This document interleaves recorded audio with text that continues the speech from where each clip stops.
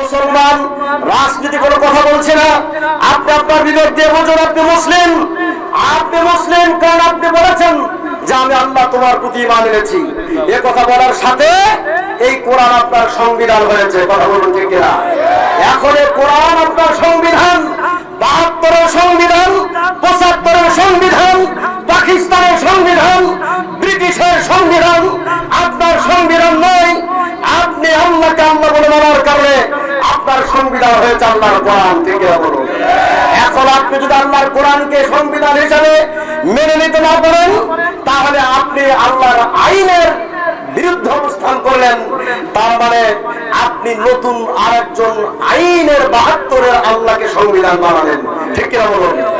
৭২-এর সংবিধানকে আপনি যদি রব হিসাবে গ্রহণ করেন, ৭২-এর সংবিধানকে আপনি যদি আপনার সংবিধান হিসাবে মেনে নেন, ওয়াল্লাহি বিল্লাহি আল্লাহর জাতের কসম করে বলে গেলাম, ওয়াল্লাহি বিল্লাহি আল্লাহর জাতের কসম করে বলছি, কিয়ামতের ময়দানে কোন মায়ের বেটা নাই, কোন বাবার বেটা নাই, কোন মায়ের বেটা জন্ম নেই আপনাকে জাহান্নাম থেকে মুক্তি দিয়ে জান্নাতে নিতে পারে। কথা বলছে কিনা? কারণ আপনি বলেছেন আমি মুসলমান, আপনার সংবিধান হয়ে গেছে আল্লাহর কোরআন। এখন আপনি মানব রচিত আইনের পক্ষে যদি থাকেন, আপনি মানব রচিত আইনের দলের নামের কথা বলবো না। মানব রচিত আইনের দল যতগুলো দেশে আছে আপনি এগুলিকে যদি দুপায়ে দূরে লাঠি মেরে আল্লাহর জমির আল্লাহর দিন কায়েমের পক্ষে যে দল কথা বলে, যে দলের লোকেরা এর পক্ষে থাকে, তাদের পক্ষে আপনি যদি আত্মসমর্পণ না করেন, কোরআন সংসদে যান, এটা সংবিধান হোক, এর পক্ষে আপনি যদি না থাকেন, ওয়াল্লাহি বিল্লাহি আল্লাহর জাতের কসম করে আবারও বলছি, আপনার স্থান জাহান্নাম, আপনার স্থান জাহান্নাম, আপনার স্থান জাহান্নাম। আপনি কোন কোশ্চিন কালেও জান্নাতে যেতে পারেন না, পারেন না, পারেন না। ঠিক না বলুন? গুরুত্বপূর্ণ কথা, মনোযোগ দেবেন। ওয়াল্লাহি বিল্লাহি আল্লাহর জাতের কসম করে বলছি, আবার শুনুন, ওয়াল্লাহি বিল্লাহি আল্লাহর জাতের কসম। আবার বলছি, ওয়াল্লাহি বিল্লাহি আল্লাহর জাতের কসম। আবার বলছি, ওয়াল্লাহি বিল্লাহি আল্লাহর জাতের কসম।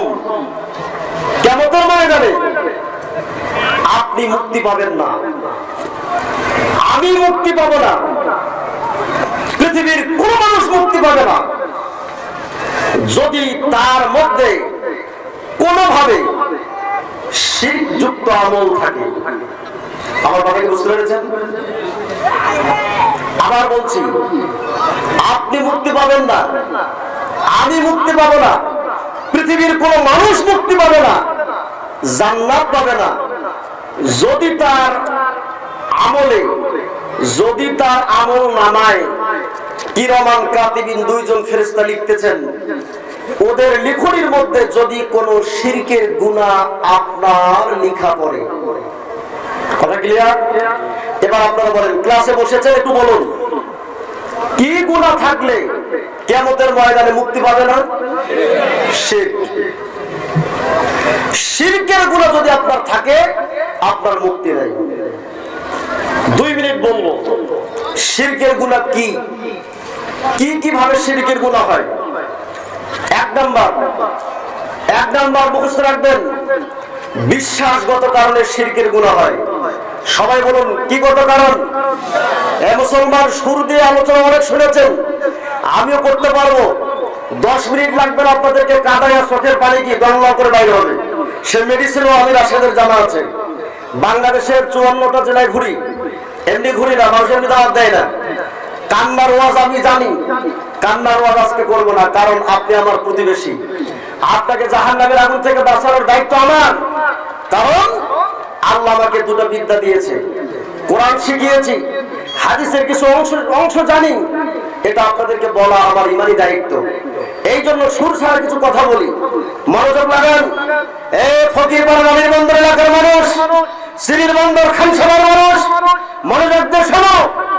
1 নাম্বার হলো বিশ্বাসগত কারণে শিরকের গুনাহ হয়। বলুন তো আওয়াজ দিয়ে, কি গত কারণে? আরেকটা আওয়াজ দিয়ে বলুন, কি গত কারণ? 2 নাম্বার 2 কর্মগত কারণ। আওয়াজ দিয়ে বলুন কি গত কারণ? আরেকটু একসাথে বলুন কি গত কারণ? আমি একটু পরীক্ষা নেব, আপনারা খুব চালাক। খুঁটির এই পাশে যারা আছেন 2 নাম্বার কারণ বলেন, 2 নাম্বার কি গত কারণ?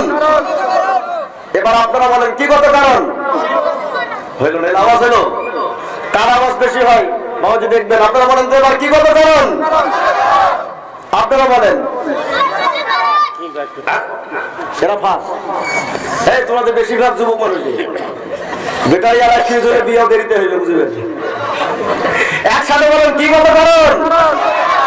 তাহলে 1 নাম্বার কি? 1 নাম্বার বিশ্বাসগত কারণ, 2 নাম্বার কর্মগত কারণ, 3 নাম্বার হচ্ছে উক্তিগত কারণ। কি গত কারণ? আওয়াজ দিয়ে বলুন কি গত কারণ? আমি আপনাদের 2টি পায়ে হাত দিয়ে বলছি, আমি আপনার এলাকার সন্তান। কিয়ামতের ময়দানে আমি জাহান্নামে গেলে আপনার কষ্ট হবে, আমি জান্নাতে গেলে আমার সামনে দিয়ে আপনি জাহান্নামে গেলে আমার কষ্ট হবে। কথা বলুন না কেন? এরপরে জাহান্নামে আপনি নয় আমি চলেই গেলাম, এরপরে আপনারা আমার সাথে কথা বলার আল্লাহ ব্যবস্থা করে দিবে। আল্লাহ আকবার বলেন না? কি বলার ব্যবস্থা করবে? এই পৃথিবীতে অনেক গ্লাস আছে, যে গ্লাস দিয়ে এ পাশে কথা বললে ও পাশে শোনা যায় না, আছে না নাই? কিছু গ্লাস আছে ভিতর থেকে দেখা যায়, বাইরে থেকে দেখা যায় না। কিয়ামতের ময়দানে জান্নাত আর জাহান্নামের মধ্যে আল্লাহ একটা গ্লাস ফিটিং করবেন। গ্লাসের পাশে আগুন জ্বলবে, গ্লাস গলবে না, বরং গ্লাসের পাশে পাশে জান্নাতি আর জাহান্নামী বান্দাদের মধ্যে কথা হবে। আল্লাহু আকবার বলুন। আমি জান্নাত জাহান্নামের আলোচনা আজকে করব না, শুধু বোঝাতে চাচ্ছি জান্নাতে গেলে আমি খুশি হব, আপনি জাহান্নামে গেলে আমি কষ্ট পাবো। আমি জাহান্নামে গেলে যেমন আপনি কষ্ট পাবেন, আপনি জাহান্নামে গেলে আমিও ঠিক সমপরিমাণ কষ্ট পাবো। আপনি জান্নাতে গেলে, আমি জান্নাতে গেলে আপনি আনন্দিত হবেন, আমিও আনন্দিত হব। কথা বলুন ঠিক না? এই দাবিতে আমি আপনাদের সামনে 2টি কথা বলছি। 1 নাম্বার হলো বিশ্বাসগত কারণে শিরক হয়, 2 নাম্বার কর্মগত কারণে শিরক হয়, নাম্বার 3 উক্তিগত কারণে শিরক হয়। বলুন তো কয়টা কারণ বললাম? এখন আপনারা বলবেন নাম্বার 1 বলুন, সবাই বলুন, একসাথে বলুন, আরেকটু জোরে বলুন। 2 নাম্বার, 3 নাম্বার উক্তি। উক্তি মানে বোঝেন? উক্তি মানে হচ্ছে যুক্তি। যুক্তি আমরা দেই না, এক কথা বলেন, যুক্তি দেই না। কোন কারণে আপনি এটা মিথ্যা বলেছেন, সেটা প্রমাণিত হয়েছে, আপনি এটাকে সত্য বলার জন্য বিভিন্ন ভাবে কি যুক্তি দাঁড় করান বা করাই আমরা সমাজের মানুষেরা।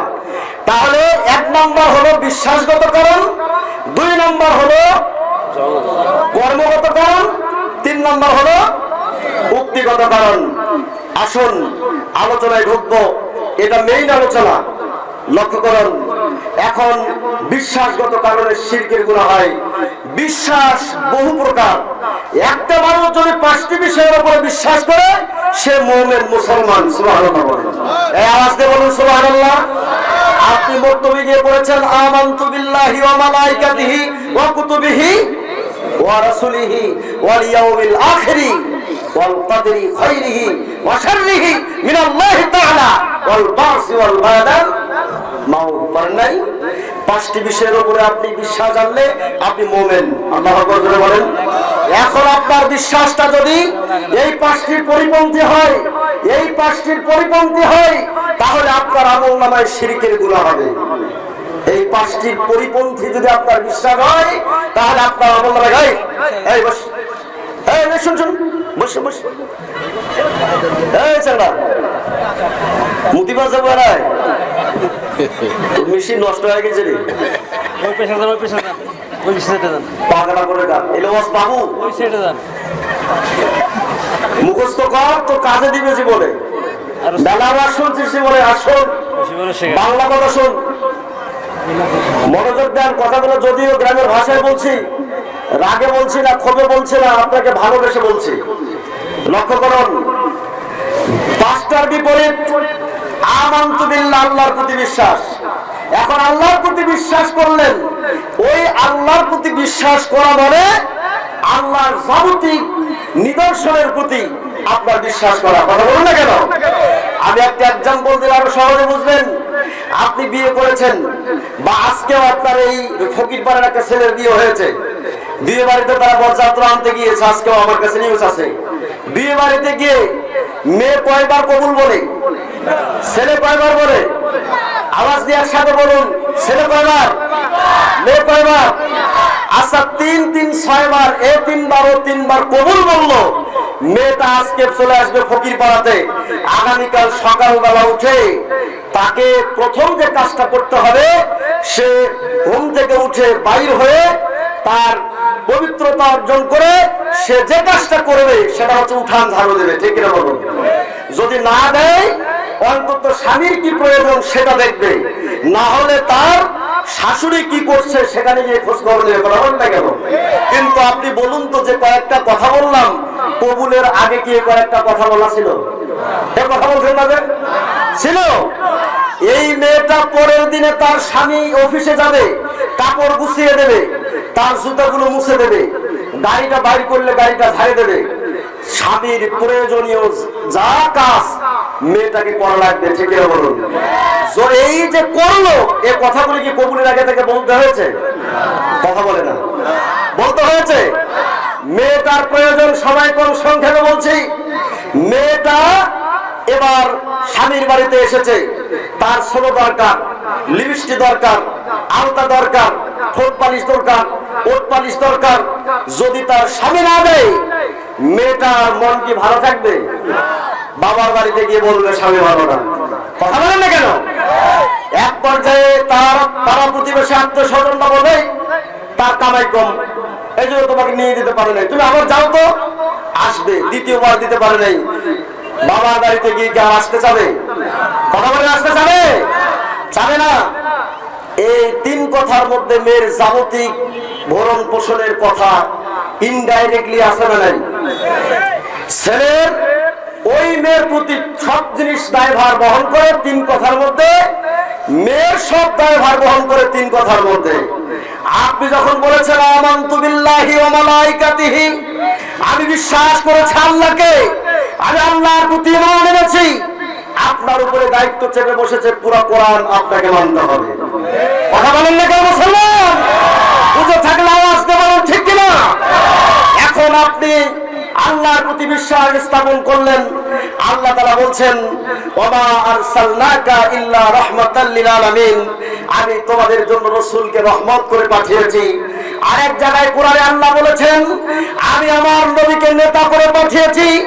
আরেক জায়গায় কোরআনে আল্লাহ তাআলা বলেছেন আমি তোমাদেরকে যে রাসূল পাঠিয়েছি একমাত্র নেতা শুধু তাকে মানবা। এখন আপনি বলুন, আপনি এই কোরআনকে আল্লাহ তাআলা সংবিধান হিসাবে আপনার উপরে পাঠিয়েছে, আপনি এখন এদেশে জন্মগ্রহণ করার পরে বলছেন যে আমার সংবিধান হচ্ছে 72-এর সংবিধান, ঠিক কিনা বলুন? এ মুসলমান, রাজনীতি কোনো কথা বলছে না, আপনি আপনার বিবেক দিয়ে বুঝুন আপনি মুসলিম। আপনি মুসলিম কারণ আপনি বলেছেন যে আমি আল্লাহ তোমার প্রতি ঈমান এনেছি। এ কথা বলার সাথে এই কোরআন আপনার সংবিধান হয়েছে, কথা বলুন ঠিক কিনা? এখন এই কোরআন আপনার সংবিধান, 72-এর সংবিধান, 75-এর সংবিধান, পাকিস্তানের সংবিধান, ব্রিটিশের সংবিধান আপনার সংবিধান নয়। আপনি আল্লাহকে আল্লাহ বলে মানার কারণে আপনার সংবিধান হয়েছে আল্লাহর কোরআন, ঠিক কিনা বলুন? এখন আপনি যদি আল্লাহর কোরআনকে সংবিধান হিসাবে মেনে নিতে না পারেন, তাহলে আপনি আল্লাহর আইনের বিরুদ্ধে অবস্থান করলেন। তার মানে আপনি নতুন আরেকজন আইনের 72-এর আল্লাহকে সংবিধান বানালেন, ঠিক কিনা বলুন? 72-এর সংবিধানকে আপনি যদি রব হিসাবে গ্রহণ করেন, 72-এর সংবিধানকে আপনি যদি আপনার সংবিধান হিসাবে মেনে নেন, ওয়াল্লাহি বিল্লাহি, আল্লাহর জাতের কসম করে বলে গেলাম, ওয়াল্লাহি বিল্লাহি, আল্লাহর জাতের কসম করে বলছি, কিয়ামতের ময়দানে কোন মায়ের বেটা নাই, কোন বাবার বেটা নাই, কোন মায়ের বেটা জন্ম নেই, আপনাকে জাহান্নাম থেকে মুক্তি দিয়ে জান্নাতে নিতে পারে, কথা বলছি কিনা? কারণ আপনি বলেছেন আমি মুসলমান, আপনার সংবিধান হয়ে গেছে আল্লাহর কোরআন। এখন আপনি মানব রচিত আইনের পক্ষে যদি থাকেন, আপনি মানব রচিত আইনের দলের নামের কথা বলবো না, মানব রচিত আইনের দল যতগুলো দেশে আছে আপনি এগুলিকে যদি দুপায়ে দূরে লাঠি মেরে আল্লাহর জমিন আল্লাহর দিন কায়েমের পক্ষে যে দল কথা বলে, যে দলের লোকেরা এর পক্ষে থাকে তাদের পক্ষে আপনি যদি আত্মসমর্পণ না করেন, কোরআন সংসদে যান, এটা সংবিধান হোক, এর পক্ষে আপনি যদি না থাকেন, ওয়াল্লাহি বিল্লাহি আল্লাহর জাতের কসম করে আবারও বলছি, আপনার স্থান জাহান্নাম, আপনার স্থান জাহান্নাম, আপনার স্থান জাহান্নাম। আপনি কোন পশ্চিম কালেও জান্নাতে যেতে পারেন না, পারেন না, পারেন না। ঠিক কিনা বলবো? এটা হলো সবচেয়ে বড় শিরক। আমি আপনাকে জাহান্নামের আগুন থেকে বাঁচার জন্য বলছি, আমি আপনাকে হিট করার জন্য বলছি না, কারণ আমি আপনার দিনী ভাই। আসুন মুহাম্মদ সাল্লাল্লাহু আলাইহি ওয়াসাল্লামকে আপনি নেতা হিসেবে মানবেন, কিন্তু আজকে মুহাম্মদ সাল্লাল্লাহু আলাইহি ওয়াসাল্লামকে নেতা হিসেবে আমরা মানতে পেরেছি? আমরা কি মানি? মানি না। মুহাম্মদ সাল্লাল্লাহু আলাইহি ওয়াসাল্লামকে আপনি যদি আপনার নেতা হিসেবে না মানেন, তাহলে কোরআন বলছে, আমি বলছি না, কোরআন বলছে আপনার স্থান জাহান্নাম।